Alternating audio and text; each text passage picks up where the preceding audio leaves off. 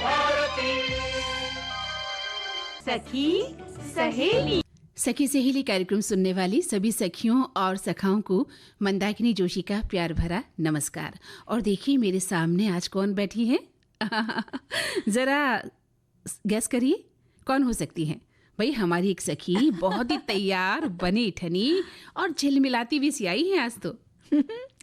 अरे बाबा इतनी बोले इतना अगर आप बताएंगे हमारे बारे में हम नमस्कार कब करेंगे। तो आप नमस्कार कहिए अपने श्रोताओं को दीपा जी। जी सखी सहेली सुनने वाले हमारे सभी श्रोताओं को, सखियों को, सहेली को और मंदाकिनी जी आपको भी नमस्कार दीपा माहेश्वरी का। बिल्कुल। तो आज तो आप दीप की तरह झिलमिला रही हो। क्या बात, इतनी खूबसूरत लग रही हो, इतने शानदार कपड़े पहन के आई हो और आपका मेकअप भी और चेहरा भी दमक रहा है। और ये अरे वाह, हाथ में आपने मेहंदी भी लगा रखी है और ये कंगन भी डाल रखे हैं। आज तो कुछ अलग ही रूप नजर आ रहा है आपका। सारे राज खोल देंगे आप, है ना। ये राज भाई राज नहीं है, त्योहारों का देखिए ना कितना सुंदर माहौल चल रहा है। पूरे देश में अलग अलग त्योहार मना रहे हैं अलग अलग रूप में, लेकिन जो खास बात है हर्षोल्लास वैसा ही। हर घर में खुशियां हो रही हैं, तरह तरह के व्यंजन पकाए जा रहे हैं और मिलना मिलाना हो रहा है। तो देखिए अपने आप ही अगर थोड़ा सा भी तैयार हो या सज लो ना तो वो बहुत ज्यादा लगता है, एक अलग ही नजर आते हैं, है ना। और आना भी चाहिए। हमारे जो उत्सव हैं वो हमें जीने की, हमारे भीतर एक जीने की ललक पैदा करते हैं। हमारे जो सांस्कृतिक महत्व है उसको बताते हैं कि भारत की विशेषता क्या है। इन उत्सवों में हमारे देश की आत्मा बसी हुई है, रची बसी है। तो हमारे देश में हम बहुत सारे त्योहार हर दिन मनाते हैं। और उमंग देखिए कि हमने कल तो बैसाखी मनाई जी, है ना। उसका रंग अभी उतरा नहीं है। और आज बिहू है जो पूर्वी भाग में हम मनाते हैं जी। और विशु जिसे हमारे मलयाली साथी मनाते हैं नववर्ष के रूप में। तो हम सभी बहनों और भाइयों को नए साल की शुभकामनाएं भी देते हैं। बिल्कुल शुभकामनाएं देते हैं। और एक वैसे तो संदेश इतनी जल्दी पढ़ते नहीं, लेकिन फिर भी हमारी एक सखी ने संदेश भेजा है कि सतुआनी, विशुआ और जुड़ शीतल, इन सब की भी हार्दिक उन्होंने शुभकामनाएं दी हैं। बात है। तो देखिए कितने अलग अलग रूप हो सकते हैं, अलग अलग नाम हो सकते हैं, लेकिन कितना महत्व का दिन है आज। बिल्कुल। और पता है दीपा, इन सब का भाव क्या है? प्रेम और आपसी भाईचारा, है ना। बिल्कुल बिल्कुल। त्योहार का कोई भी नाम हो सकता है, कोई भी रूप हो सकता है, कोई भी रंग हो सकता है। हम उसे अलग अलग तरीके से मना सकते हैं, है ना। कोई अपने घर में कोई और व्यंजन बनाता है, आप अपने घर में कुछ अलग बनता है, कोई अलग तरीके से तैयार होते हैं कहीं पर। लेकिन फूलों के बड़े गजरे लगाए जाते हैं, तो कहीं पे बिल्कुल सुंदर से एकदम तड़कीले से रंग बिरंगे कपड़े पहनते हैं जी। तो लेकिन इन सब का भाव वही है कि प्रेम और सौहार्द की भावना को हमारे देश में बिखेरना। बिल्कुल, है ना। दीपा जी, ये बात अगर मैं आपसे जानना चाहूँ कि आपको मुझसे प्यार है, मुझ पे एतबार है, तो क्या कहेंगी? दोनों के लिए है। और मुझे क्या कहना होगा? ना ना ना ना ना ना ना। तो मतलब आप प्यार नहीं करती? नहीं करती हूँ ना, पर मुझे विश्वास नहीं हो रहा कि आप मुझसे प्यार करती हैं और मुझ पर एतबार भी करती हैं। अब देखिए शायद अगले इस 1 घंटे में ये भरोसा भी बढ़ जाए कि हाँ आपसे बहुत प्यार है। और इसी तरह हमारे श्रोताओं से भी हमें प्यार है। और लेकिन हाँ देखिए, एक बात मैं आपसे कहना चाहूंगी, आप सबको एक तराजू में तौलने लग जाती हैं कई बार। हाँ ऐसा है। हाँ, सच। इस बात पे हम नाराज हो जाएगा आपसे। देखिए नाराज भी हो जाइएगा और कहाँ गलती हो रही है वो भी बताइएगा, लेकिन हम आपको मना लेंगे। क्यों साथियों, मना लेंगे ना मंदाकिनी जी को। तो भाई सबको एक तराजू में जो तौलने की हमारी प्रवृत्ति है ना, उससे तो हमें थोड़ा बचना चाहिए। बिल्कुल बचना चाहिए। तो आज इस विषय पर हम बात करेंगे कि सबको एक तराजू में नहीं तौलना चाहिए जी। और डॉक्टर बी आर अम्बेडकर साहब की जयंती है। हम उस महान शख्सियत के बारे में आज बात करेंगे जी। बिल्कुल। और अग्निशमन सेवा दिवस भी है आज।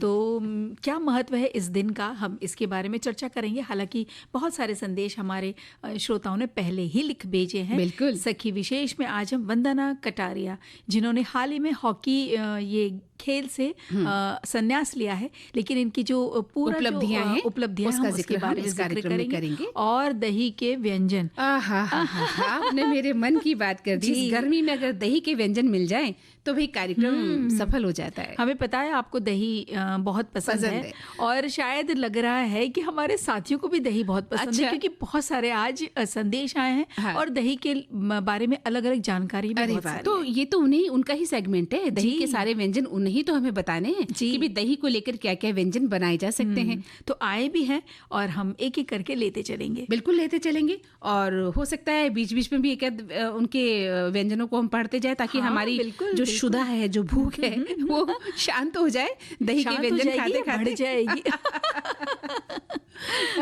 तो चलिए बात करते हैं कि भाई सबको एक तराजू में हमें नहीं तोलना चाहिए, है ना दीपा? अब देखिए, जैसे हम हंसे वैसे कोई हंसता है, कोई गंभीर रहता है, कोई थोड़ा चुप रहता है, लेकिन कोई बहुत बोलता है। तो इसका मतलब ये तो नहीं है कि जो बहुत बोलता है वो बुरा हो गया, या जो गंभीर रहता है वो अच्छा हो गया। ये तौलना कितना गलत, कितना मतलब अच्छा नहीं लगता है। ये इस तरह की बातें बोलना या सोचना, इस पर विचार भी करना, ये सामने वाले जिसके जो कि थोड़ा सा गंभीर रहता है या जो थोड़ा चुप सा रहता है, या कोई हंसता है तो अगर उस पर भी बोल दिया जाए, कितना हंसते हो तुम, देखो घर में कोई और हंस रहा है क्या, लेकिन तुम्हारी कैसी आदत है। तो एक अच्छी खासी आदत वो इंसान की कहीं दब के दब जाती है, खत्म हो जाती है। कई बार इंसान अपने दिल पे इतना ले लेता है कि वो अपने इस गुण को भूल जाता है ना? और देखिए, कोई गंभीर रहता है, कोई चुप रहता है, कोई हंसता है, कोई बात बात पर रोता है, अपनी अपनी आदत है। लेकिन इस बात का किसी से हमें तुलनात्मक अध्ययन नहीं करना चाहिए। मान लीजिए मैं बहुत हंस रही हूँ तो आप दीपा से मेरा कंपेयर करें, अरे दीपा तो नहीं हंस रही, या दीपा बहुत ज्यादा बोल रही है तो कि मंदाकिनी जी तो नहीं बोल रही। ये जो तुलना है ये नहीं होनी चाहिए। हर व्यक्ति का अपना व्यक्तित्व होता है, 5 उंगलियां एक बराबर नहीं होती दीपा कभी, है ना? लेकिन हर उंगली जरूरी होती है ना? एक उंगली भी कट जाए तो क्या हाल होता है, ये उससे पूछा जाए जिसकी वो उंगली नहीं है। हम तो सखियां हैं, तो जब हम रसोई में काम करते हैं और अगर किसी वजह से कभी ये अंगूठा या ये जो अपनी पहली उंगली अगर कट जाती है, चक्कू से कट जाती है, तब हमें समझ में आता है कि देखिए कितनी इसकी विशेषता है और खासियत है। बिल्कुल। तो किसी को भी रंग रूप से या कद काठी से तंज मारना, उसके आत्मविश्वास को कम करना नहीं होना चाहिए। स्वयं के आत्मविश्वास में कमी इससे आपकी ज्यादा ऊपर कराती है। हमें तो ये लगता है दीपा, जो खुद आदमी कमतर होता है ना, वही दूसरों की कमियां निकालता है। बिल्कुल। जिस आदमी में गुण होते हैं, सर्वगुण संपन्न है, जितना भी वो कहते हैं आपके अंदर गुण है, तो वो दूसरे की कमी नहीं निकालता है। जो खुद को कमतर आंकता है, जहाँ खुद इंफीरियरिटी कॉम्प्लेक्स होता है, तो वो दूसरों के अंदर भी वो कॉम्प्लेक्स पैदा करता है। बिल्कुल। और गुणों से जो भरपूर व्यक्ति होता है वो हमेशा दूसरे में कुछ अच्छी आदत निकाल ही लेंगे और वो जरूर ये बोलेंगे, अरे आपकी ये वाली आदत मुझे बहुत अच्छी लगती है। जी। ये नहीं कहेंगे आपकी आदत मुझे बहुत बुरी लगती है। बिल्कुल नहीं, बिल्कुल नहीं। तो हम ये मतलब तारीफ ही करते हैं कि हमारी आपकी आदत हमें पसंद है और कोशिश करते हैं कि उस आदत को हम भी सीखें। जी बिल्कुल। और देखिए ना, बहुत ज़्यादा अगर ऐसा होता है, बार बार आप तंज मार रहे हैं या टीका टिप्पणियाँ करते जा रहे हैं, सुनकर जिनको आप कर रहे हैं वो कहीं पे अवसाद में भी जा सकते हैं, डिप्रेशन में हो सकते हैं, वो उदास रह सकते हैं, वो अकेले रह सकते हैं। तो क्या ये ठीक है कि हम किसी एक अच्छे खासे इंसान को इस हद तक ले आए या उस स्थिति तक ले आए कि वो सबसे दूर रहने चले जाए? बिल्कुल नहीं, हम ऐसा बिल्कुल नहीं करना चाहिए। और जब एक ही माता पिता से जन्मे बच्चे हैं, उनमें अलग अलग स्वभाव हो सकते हैं, तो हर इंसान एक सा कैसे हो सकता है ना? दुनिया है, 1000 तरह की बातें हैं, 1000 तरह की आदतें हैं, सबको साथ लेकर हमें चलना पड़ता है। लेकिन हाँ, तंज सुनना, किसी के कटाक्ष सुनना, किसी का बुरा बर्ताव सुनना, सहन करना, ये नहीं हो सकता है। बिल्कुल बिल्कुल।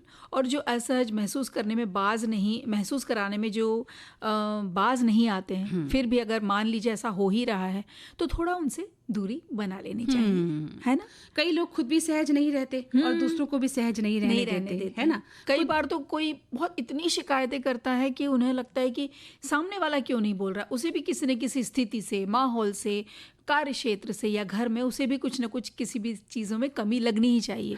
तो वो क्यों ऐसा बिल्कुल नॉर्मल सा सामान्य से बैठा हुआ है, तो वो इस कदर बोलने लगेगा कि सामने वाले को कुछ ना कुछ एक शिकायत बोलनी ही पड़ती है, उसकी मजबूरी हो जाती है, क्योंकि आप उसको मजबूर कर देते हो। वो शांत और सौम्य है, उसे आप शांत और सौम्य रहने नहीं देते, है ना? ये ज्यादातर पड़ोस में भी होता है, कार्यस्थल पर भी होता है। कुछ लोग राजनीतिज्ञ होते हैं जो राजनीति करते हैं, कुछ लोग शांत होते हैं जो शांत बैठे रहते हैं। तो जो राजनीतिज्ञ होते हैं, उस तरह की किस्म के लोग होते हैं जिनको ऑफिस में या पड़ोस में या घर में कहीं भी किसी बात का बतंगड़ बनाना है, तो वो चाहते हैं कि ये व्यक्ति शांत क्यों बैठा है, इसे भी साथ ले लिया जाए, है ना? तो ऐसी स्थिति पैदा नहीं करनी चाहिए। सबका अपना स्वभाव होता है, सबको एक तराजू से हमें नहीं तौलना चाहिए। हम जैसे हैं हम हो सकते हैं, लेकिन सामने वाला जैसा है उसे उसी रूप में स्वीकार आपको करना चाहिए, जी है ना?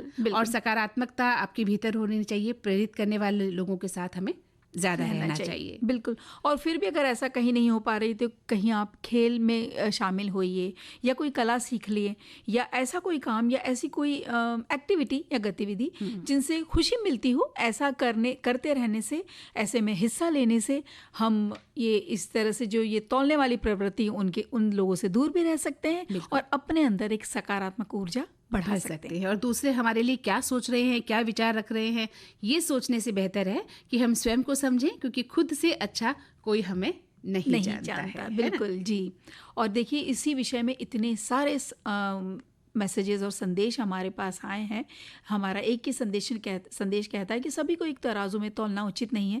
वैसे जाहिर है कि सबको खुश रखना एक जीवित मेंढक को तराजू में तोलने जैसा मुश्किल काम है। एक को बिठाओ तो दूसरा कूद जाता है। हाँ। परिस्थिति बदलना मुश्किल हो तब अपने मन की स्थिति बदल लीजिए, सब अपने आप बदल जाएगा। वहीं एक श्रोता लिखते हैं कि सबको एक तराजू में तौलना एक आम बात है, लेकिन ये हमेशा सही नहीं होता। हर व्यक्ति की अपनी विशेषताएं, गुण और दोष होते हैं और उन्हें एक ही तराजू में तौलना न्याय संगत नहीं हो सकता। जैसे कि हर व्यक्ति अनोखा होता है और उसकी अपनी विशेषताएं हैं। हर व्यक्ति के अपने गुण हैं, दोष हैं और एक ही तराजू में उन्हें तोलना बिल्कुल सही बात नहीं है। हर व्यक्ति के गुण और विशेषताओं का व्यक्तिगत मूल्यांकन करना चाहिए और हर व्यक्ति का मूल्यांकन निष्पक्ष रूप से करना चाहिए, बिना किसी पूर्वाग्रह के। साथ ही लिखते हैं कि सबको एक तराजू में तौलना हमेशा सही नहीं होता। हर व्यक्ति की अपनी विशेषताएं हैं, गुण हैं, उनका मूल्यांकन निष्पक्ष रूप में होना चाहिए, तभी ये न्याय संगत हो सकता है। एक संदेश ये कहता है कि सभी के साथ समान व्यवहार करने के बारे में ये कहते हैं कि चाहे वे कैसे भी अलग हों, उनके व्यक्तिगत परिस्थितियों के बावजूद यह ऐसी स्थिति है जहां किसी भी व्यक्ति को विशेष रूप से देखा नहीं जा सकता है। सभी को एक ही रूप में माना जाना चाहिए। बिल्कुल सही कहा। और वहीं एक श्रोता लिखते हैं कि सबको एक समान तो लें, एक तराजू में तो लें। इसका अर्थ ये नहीं है कि हम सबके साथ समान व्यवहार कर सकते हैं। किसी के साथ भी भेदभाव का व्यवहार नहीं करना चाहिए। अपने परिवार वाले हों या बाहर वाले, सभी के साथ एक समान तरीके से बात करनी चाहिए। कुछ लोगों की आदत होती है कि वो घर वाले अपने होते हैं, लेकिन घर वालों से ज्यादा बाहर वालों से अच्छे तरीके से बात करते हैं। ऐसा मैंने देखा है, यानी घर वालों से वो बात नहीं करते ऐसे। तो ऐसा बिल्कुल ना करें। हमें घर वाले और बाहर वाले सबके साथ समान व्यवहार करना चाहिए। एक संदेश है कि तुलना के बारे में कह रहे हैं कि बड़ा वजन काटा तो केसर तोलने के लिए नाजुक छोटा वजन काटा काफ़ी होता है, और अगर हाथी को तोलना हो तो बड़ा सा वजन काटा चाहिए। और बिच्छू को जल से बार बचाया अगर तो फिर भी वो काटेगा ही। धूप में खड़ा वृक्ष सभी को छाया और फल देगा ही। इनका कहने का मतलब है स्थिति, काल, व्यक्ति, परिस्थिति देखकर विचार आचार की दिशा बदलकर हमें बर्ताव करना चाहिए। इनके कहने का मतलब ये कि एक साधु हुआ करता था दीपा, और वो जब नदी किनारे बैठे थे तो एक बिच्छू गिर गया था पानी में। उन्होंने हाथ देकर उसको बाहर निकाला, बिच्छू ने उनको डंक मारा और वापस पानी में गिर गया। साधु ने फिर हाथ डाला, फिर बिच्छू को निकाला। तो साधु का स्वभाव था ना उसको बचाना, लेकिन बिच्छू का स्वभाव क्या था? डंक मारना। तो अपने अपने स्वभाव की विचार से ही कह रहे हैं कि सब अपना व्यवहार आपको देते हैं, लेकिन आपको क्या करना है ये आपको सोचना चाहिए। जी। और एक और संदेश है, ये कह रही हैं कि सभी को समान रूप से, निष्पक्ष रूप से देखना चाहिए। ये एक ऐसी स्थिति है जहाँ किसी को भी अन्य के ऊपर कोई खास दर्जा या प्राथमिकता हम नहीं दे सकते। तो चलिए, बहुत अच्छी बात कही, और अब हम भी ध्यान रखेंगे अपने श्रोताओं का। मंदाकिनी जी, आज हमारे देश के संविधान के प्रमुख निर्माता डॉक्टर भीमराव अंबेडकर जी की जयंती। बिल्कुल बिल्कुल बिल्कुल। आज हम डॉक्टर BR अम्बेडकर साहब की जयंती मना रहे हैं जी। और हम सभी जानते हैं कि संविधान जनक के साथ वे एक अर्थशास्त्री थे, राजनीतिज्ञ थे और समाज सुधारक थे। जी। डॉक्टर अम्बेडकर ने मानव अधिकार और समाज में भेदभाव समाप्त हो, इसके लिए कई कार्यक्रम चलाए थे। बिल्कुल, उन्होंने ताउम्र ये संघर्ष किया कि समाज में जो भेदभाव बढ़ता जाता है उसे नहीं बढ़ता जाना चाहिए। सबको एक भाव से देखा जाना चाहिए, समभाव से। और स्वतंत्र भारत के वो पहले कानून मंत्री बने थे। जी। और स्वतंत्र भारत के लिए आपने जो नया संविधान तैयार किया था, जो कि संविधान सभा में 26 नवंबर 1949 में अपनाया था। बिल्कुल। और तो सेंट्रल उस पर उन्होंने बहुत ज्यादा काम किया था, सभी जानते हैं बिल्कुल संविधान के लिए। और सेंट्रल बैंक ऑफ इंडिया, जो कि भारतीय रिजर्व बैंक है, इसकी स्थापना में भी उनका बहुत महत्वपूर्ण योगदान रहा। और वो बहुत ही बड़े लेखक भी थे। उन्होंने 3 किताबें भी लिखी थी। आप बताइए उन किताबों के क्या नाम थे? पहली किताब है रुपए की समस्या, इसकी उत्पत्ति और इसका समाधान। और दूसरी किताब थी ईस्ट इंडिया कंपनी का प्रशासन और वित्त। और तीसरी ब्रिटिश भारत में प्रांतीय वित्त का विकास। और भारतीय अर्थव्यवस्था को समझने में डॉक्टर BR अम्बेडकर की अहम भूमिका रही थी। कृषि का क्षेत्र हो या औद्योगिक विकास की बात हो, वे हमेशा प्रेरणा देते रहे। जी, और बेहतर शिक्षा और सामुदायिक स्वास्थ्य पर भी हमेशा वो जोर देते रहे। हाँ, तो उन्हें याद करते हुए आज हम उन्हें कोटि कोटि नमन करते हैं। जी, एक संदेश, बहुत सारे संदेश आए हैं, सभी ने उन्हें श्रद्धांजलि दी है। ये का एक संदेश है कि संविधान निर्माता भीमराव अंबेडकर जी की जयंती आज पूरे देश में मनाई जा रही है। संविधान सभा में हालांकि 12 सदस्य थे, सभी का योगदान रहा, लेकिन अंबेडकर जी ने समाज के निचले तबके को सुधारने के लिए उनकी शिक्षा, स्वास्थ्य के प्रति चिंता करना, महिलाओं की स्थिति को बेहतर बनाने के लिए कुछ खास सुझाव दिए थे। उनके लिए कानूनन स्थान दिया, वो हमेशा याद रखा जाएगा। उनकी सेवा समर्पण को याद करते हुए आज हम उन्हें अपनी श्रद्धांजलि देते हैं। बिल्कुल सही कहा आपने। और एक संदेश हमारा आया है कि डॉक्टर भीमराव अंबेडकर जयंती पर उन्हें कोटि नमन करते हैं। अपने संविधान सभा में पारित संविधान के निर्णायक सदस्यों में शामिल सुप्रसिद्ध राजनेता बाबा भीमराव अंबेडकर जी की जयंती हर साल की तरह इस साल भी मनाई जा रही है। उन्होंने न केवल संविधान सभा में शामिल रहे, वो अपितु भारत सरकार के पहले कानून मंत्री भी रहे। महिलाओं की, पिछड़े वर्गों के लिए उन्होंने काफ़ी काम किया। उनका जीवन समर्पित रहा और उनके आज के दिवस पर विनम्र श्रद्धांजलि भी वो देते हैं। जी, एक संदेश कहता है कि 14 अप्रैल बाबा साहब अम्बेडकर की याद में मनाया जाता है। यह अम्बेडकर के जन्मदिन को दर्शाता है, उनका जन्म 14 अप्रैल यानी आज के दिन 1889 को हुआ था। उनके जन्मदिन को भारत में कुछ लोग समानता दिवस के रूप में भी मनाते हैं। बिल्कुल सही कहा जी। और एक और संदेश आया है, क्या कहता है ये संदेश उन्हीं को नमन कर रहा है और कह रहा है कि आज अम्बेडकर जी की जयंती पर सभी को हमारी तरफ से हार्दिक शुभकामनाएं, और जो उन्होंने कार्य किए उनके लिए हम उन्हें हमेशा हमेशा याद करेंगे। वहीं एक श्रोता लिखते हैं कि भीमराव अंबेडकर एक महान भारतीय विधिवेता, अर्थशास्त्री, राजनीतिज्ञ, लेखक और समाज सुधारक थे। और अंबेडकर साहब ने अपने जीवन में कई चुनौतियों का सामना किया, लेकिन उन्होंने कभी हार नहीं मानी और समाज में सकारात्मक परिवर्तन लाने में उन्होंने अपनी महत्वपूर्ण भूमिका अदा की। संविधान निर्माता के रूप में उन्होंने कार्य किया, पिछड़े लोगों के मसीहा वो बने, शिक्षा के महत्व को उन्होंने उजागर किया, सामाजिक सुधार की बात उन्होंने कही और इस तरह से उन्होंने छुआछूत के खिलाफ आवाज़ उठाई और समाज में समानता लाने का प्रयास किया। मंदाकिनी जी, आप ये बताइए, कभी हॉकी खेली है आपने? हॉकी? हाँ, खेली है। क्या जब मैं 9th में आई थी ना, तो वहाँ पर एक गेम आपको चूज करना था कि आप किस गेम को खेलना चाहती हैं। जी।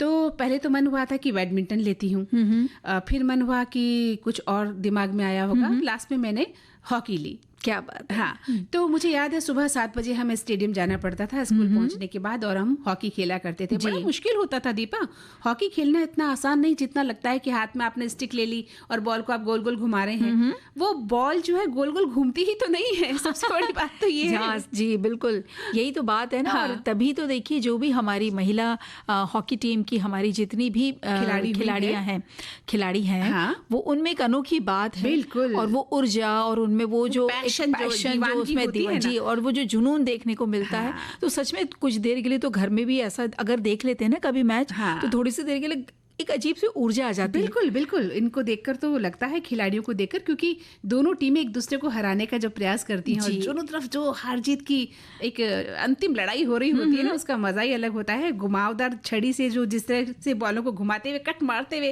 आगे पीछे करते हुए और गोल मार देती है, तो मजा आता है और गोलकीपर चारों खाने चित्त हो जाता है। लगता है आपने काफी गोल मारे। हाँ, मैंने कोशिश की, लेकिन मेरे को हॉकी खेलने का थोड़ा सा अनुभव रहा है। अच्छा, वो जो मैंने आपने अभी पूछ लिया। लेकिन ये जो है वंदना कटारिया जिनके बारे में हम बात कर रहे हैं, इन्हें बहुत अनुभव है और उन्होंने बहुत हमारे गोल मारे। बिल्कुल। ये मतलब इन्होंने 320 मैचों में देश का प्रतिनिधित्व किया और 160 के करीब गोल मारे। सबसे अधिक कैप का रिकॉर्ड भी इन्होंने रखा है। और इन्होंने तो भारतीय राष्ट्रीय हॉकी टीम की फॉरवर्ड प्लेयर रही हैं ये तो, और इन्होंने हाल ही में अंतर्राष्ट्रीय हॉकी से संन्यास भी ले लिया है दीपा। जी। और 15 अप्रैल 1992 में उत्तराखंड के रोशनाबाद में हरिद्वार जिला में ये जन्मी। और वंदना का नाम तब प्रसिद्ध हुआ जब 2013 में हॉकी जूनियर विश्व कप के दौरान वे सबसे ज्यादा गोल मारने वाली खिलाड़ी बनी। उस वक्त भारत कांस्य पदक भारत को मिला था और 2010 में वे सीनियर टीम में शामिल भी हो गई थी। जी, 2014 में एशियाई खेलों में भी वंदना भारतीय टीम में थी और 2016 रियो ओलंपिक में देश का उन्होंने प्रतिनिधित्व किया। फिर वर्ष 2022 में वंदना को पद्मश्री से सम्मानित किया गया। बिल्कुल। और जिन उपलब्धियों की बात हम कर रहे हैं ना दीपा, ये इतनी आसान नहीं थी, है ना। कहना बहुत आसान है, पढ़ना बहुत आसान है, किसी के बारे में बताना बहुत आसान है, लेकिन उसने कैसे इसको अर्जित की है ये सफलता, ये जानना तो उसी से हम समझ सकते हैं कि उसके लिए कितना प्रयास किया होगा। वंदना कटारिया के पास कभी एक जोड़ी जूते के लिए भी उन्हें संघर्ष करना पड़ा था। ये हालत थी उनकी कि एक जोड़ी जूता भी नहीं होता था। एक सपना था उनका, एक हॉकी स्टिक और अच्छे जूते उनको मिल जाएं। उनकी छोटी बहन भी हॉकी खेलने का पूरा शौक रखती थी। तो रोशनाबाद स्टेडियम में बिना जूते प्रवेश संभव नहीं था, तो वे स्कूल से जल्दी आकर बारी बारी से जूते पहनकर स्टेडियम में खेलने जाया करती थी। यानी दोनों बहनें खेलती थी तो पहले एक जाती थी फिर दूसरी जाती थी। देखिए कितनी छोटी सी कितनी मासूमियत वाली बात लग रही, लेकिन कितने संघर्ष उनको ये करने पड़े। पीछे छिपा संघर्ष देखिए। जी बिल्कुल। जूतों को भी वो कैसे शेयर करती थी, क्योंकि खेलना महत्वपूर्ण था। बिल्कुल। और वंदना के पिता ने हमेशा, वंदना कटारिया के पिता ने हमेशा खेल के मैदान में डटे रहने का उन्हें हौसला दिया। इन्हीं कारणों से हॉकी में अपनी कड़ी मेहनत और संघर्ष के बूते पर 2017 में महिला एशिया कप जीतने वाली भारतीय टीम की आप सदस्य भी रही। और 2021 में देखिए उन्हें अर्जुन पुरस्कार मिला था। और 2014 में hockey India player of the year उनको नामित भी किया गया था। बिल्कुल। और एक संदेश कहता है कि वंदना कटारिया 1992 में जन्मी, जैसा हमने बताया था, और मैदानी हॉकी के भारतीय टीम की में खेलती रही। वंदना 2013 में देश में सबसे अधिक गोल मार करने में सफल थी। जूनियर महिला विश्व कप के में कांस्य पदक विजेता बनी और स्पर्धा जर्मनी में हुआ था और इन्होंने 5 गोल मार कर इस स्पर्धा में तीसरा सबसे अधिक गोल करने में सफल रही। अब तक 130 स्पर्धा में 35 गोल करने में वो सफल रही हैं। और देखिए एक संदेश आता है कि वंदना कटारिया ने हॉकी से संन्यास लेते हुए कहा कि विदाई थकान की वजह से नहीं है, ये अंतर्राष्ट्रीय मंच को अपनी शर्तों पर छोड़ने का एक विकल्प है। मेरा सिर ऊंचा रहेगा और मेरी स्टिक अभी भी आग उगल रही होगी। भीड़ की गर्जना, हर गोल का रोमांच और भारत की जर्सी पहनने का गर्व हमेशा मेरे मन में गूंजता रहेगा। क्या बात है, कितना जोश होता है, आप देखिए, है ना। और वहीं एक श्रोता लिखते हैं कि वंदना ने साल 2009 में भारत के लिए सीनियर डेब्यू किया और जल्द ही एक बेहतरीन फॉरवर्ड खिलाड़ी वो बन गई। उनके लिए सबसे खास मौका 2013 में जर्मनी के में जूनियर महिला विश्व कप में खेलना था। वहां वो भारत की सबसे ज्यादा गोल करने वाली खिलाड़ी बनी और टीम को ऐतिहासिक कांस्य पदक भी उन्होंने दिलाया। इसके बाद वो 2 ओलंपिक, 2 FIH महिला हॉकी विश्व कप, 3 कॉमनवेल्थ गेम्स और 3 एशियाई खेलों सहित बड़े टूर्नामेंट में रेगुलर खिलाड़ी रही और उन्होंने इतनी सफलता हासिल की। हाँ दीपा, कुछ सुना आपने? जो आग की हम बात कर रहे थे, जज्बे की बात कर रहे थे, तो उसी से कहीं से घूमता फिरता एक बात आई कि समाज के लिए कई सेवा के कई रूप होते हैं, लेकिन जो अग्निशमन कर्मी दूसरों के लिए करते हैं वो बहुत कठिन कार्य होता है। जी बिल्कुल सही कहा आपने। आज हम अग्निशमन सेवा दिवस भी मना रहे हैं। हम बात अभी थोड़ी देर पहले पैशन की कर रहे थे, आग की हम बात कर रहे थे कि खिलाड़ी के भीतर आग होनी चाहिए। ठीक उसी प्रकार ये एक आग है जो बाहरी चीजों में लगती है और आग बुझाने का प्रयास जब हम करते हैं जिस यंत्र से, तो वो अग्नि शामक यंत्र कहलाता है। और आज अग्निशमन सेवा दिवस भी हम मना रहे हैं और इसका जो उद्देश्य है वो यही है कि लोगों को आग से बचाना और सावधानी बरतने के संबंध में उनको जागृत करना। जी 14 अप्रैल 1944 में मुंबई बंदरगाह पर एक सेना की विस्फोटक सामग्री से भरा हुआ जहाज आग की लपेटों में आ गया था और उसे बचाने और आग पर काबू पाने के दौरान 66 अग्निशमन कर्मचारियों ने अपनी जान गंवा दी थी, मंदाकिनी जी। तो उन्हीं को श्रद्धांजलि स्वरूप स्वरूप आज का ये दिन हम मनाते हैं। बिल्कुल सही कहा आपने, और इसलिए ये दिन मनाया जाता है। और समाज के लिए सेवा के कई रूप माने जाते हैं दीपा, लेकिन जो अग्निशमन कर्मी हैं दूसरों के लिए करते हैं वो बहुत कठिन कार्य है। अपनी जान दूसरी जान को बचाने के लिए खतरे में डाल देते हैं, और जन सेवा का ये जो रूप है वो बहुत कठिन रूप है। इसको समझना बहुत मुश्किल है। और कुछ इन्हीं शब्दों में हमारे श्रोताओं ने लिख भेजा है कि एक ये संदेश है, अग्निशमन दिवस अग्निवीर को जान जोखिम में डाल के सेवा देते हैं और उस कार्य को याद करने हेतु मनाया जाता है। गर्मी के सीजन में ज़्यादातर आग लगने की घटनाएं होती है, तब इनके जान को भी खतरा बढ़ जाता है। बिल्कुल सही कहा इन्होंने। और एक श्रोता लिखते हैं कि 1944 में मुंबई बंदरगाह पर हुए भीषण अग्निकांड में शहीद हुए अग्निशमन कर्मियों की याद में आज का दिन मनाया जाता है। जी, और एक श्रोता ने लिखा है कि विभिन्न कारणों से वह भी गर्म मौसम में खेतों, खलिहानों, बाजारों और विभिन्न प्रतिष्ठानों में आग लगना स्वाभाविक ही है। फलस्वरूप अपार जन धन की हानि से बचने के लिए आज का यह राष्ट्रीय दिवस हर वर्ष की तरह इस वर्ष भी मनाया जा रहा है। वहीं एक श्रोता लिखते हैं कि 14 अप्रैल से 20 अप्रैल तक अग्निशमन सेवा सप्ताह मनाया जाएगा, जिसका उद्देश्य है अग्नि सुरक्षा के प्रति जागरूकता को बढ़ाना। और ये दिवस अग्निशमन कर्मियों के साहस और समर्पण को सम्मानित करने का एक बड़ा अवसर है, जो आग से बचाव और अन्य आपातकालीन स्थितियों में लोगों की जान बचाने के लिए अथक प्रयास करते हैं। इस दिन अग्नि सुरक्षा उपायों के बारे में जागरूकता फैलाई जाती है। आग से होने वाले खतरों के प्रति लोगों को और भी सचेत किया जाता है। बिल्कुल। तो हमें भी ये ध्यान रखना चाहिए कि किसी भी तरह की कोई ये भीषण जो दुर्घटनाएं होती हैं उसे हमें कैसे बचा जाना चाहिए, है ना जी। हाँ तो दीपा जी अब वही आ गए हैं हम जहाँ हमने शुरुआत में बात की थी। कहाँ? त्योहार मनाना और उसके साथ जो बेहिसाब से व्यंजन अलग अलग तरीके से पकवान बन रहे हैं उसका आनंद लेना। और आज तो हम खाएंगे दही से बने व्यंजन। क्या बात है। तो हमारे श्रोताओं ने तो रेसिपीज लिखनी शुरू कर दी है भाई। लिखना शुरू कर दिया। बिल्कुल, देखिए बहुत सारे रेसिपीज आई हैं। हम चलते चलते सुनाते चलते हैं उनके सारे रेसिपी। बताइए। अच्छा, ये पहली रेसिपी है इनके प्रांत में जहाँ रहते हैं हमारी श्रोता, लोग जाऊर कहते हैं, गर्मियों में बनता है। अच्छा। तो ये गर्मियों की दोपहर में लंच में खाते हैं लोग जाओ। जी। इसमें कद्दू लौकी को घिस के आप चावल के साथ बनाते हैं। उसे घिसे हुए कद्दू को डालकर, नमक डालकर चावल पका लें। अब दही को मथ लें और चावल में मिला लें। कढ़ाई में तेल, राई, जीरा, मेथी, लाल मिर्च का तड़का लगाएं और चावल पर डाल दें। इसे प्याज, हरी मिर्च, सरसों के तेल, नमक से भी मिला सकते हैं। उबले आलू का चोखा भी साथ में खाया जाता है। इसे खिचड़ी के समान, थोड़ा ढीला, मतलब जैसे खिचड़ी कैसे नरम सी रखी जाती है उस तरीके से बनाया जाता है। वैसे खा भी सकते हैं आप। ये खाने में बहुत स्वादिष्ट और सुपाच्य होती है। क्या बात है, मजा आ गया। चटकारा ले रही हूँ मैं तो। बिल्कुल। और देखिए, मुझे राजस्थान का जो खाना है ना वो बेहद पसंद है दीपा। बहुत ही चटपटा खाना होता है राजस्थान का। तो एक राजस्थान से रेसिपी आई है कि वे दही के व्यंजन राजस्थान में गर्मियों में खाई जाने वाली सबसे ज्यादा छाछ राबड़ी। दही को मथकर छाछ बना लें, उसमें 1 चम्मच बाजरे का आटा और नमक डालकर उसको कढ़ी के जैसे पका लें। बाजरे का आटा ना हो तो जौ की गुली या गेहूं और बेसन का आटा भी मिलाकर आप राबड़ी बना सकते हैं। गर्मियों में ये ज्यादातर रात को बनाकर रखी जाती है और सुबह इसमें भुना जीरा, काला नमक और प्याज डालकर खाते हैं। और चीनी डालकर खाने से तो ये और भी अच्छी लगती है और लू नहीं लगती। सबसे बड़ी बात जी। अच्छा, एक गुजराती व्यंजन है रायते के बनाने का। 1 लीटर मथे हुए दही में पिसी हुई सरसों 2 चम्मच मिलाकर रख दो। अब इनमें आप 100 ग्राम बेसन की सेव जो होती है ना, नमकीन भुजिया, वो डाल दीजिए या फिर बूंदी डाल दीजिए। खीरा के टुकड़े करके या 1-2 पके हुए केले के टुकड़े भी डाल सकते हैं। हरा धनिया, लाल मिर्च, हींग, नमक, ये सब डाल दीजिए और 2 घंटे बाद ठंडा करके रायता हम परोसते हैं। और ये इनके यहाँ पे ख़ास तौर पे जब शीतला सातम पर्व आता है उस वक्त माता जी के लिए खास बनती है। और ये कह रही हैं कि ये रायता बाजरे की रोटी और या अगली रात यानी 1 दिन पहले से बनी हुई रोटी हो या थेपला पूरी के साथ बहुत स्वादिष्ट लगती है। साथ में उन्होंने एक मजाक की बात लिखी कि रायता बनाना चाहिए, रायता फैलाना नहीं चाहिए।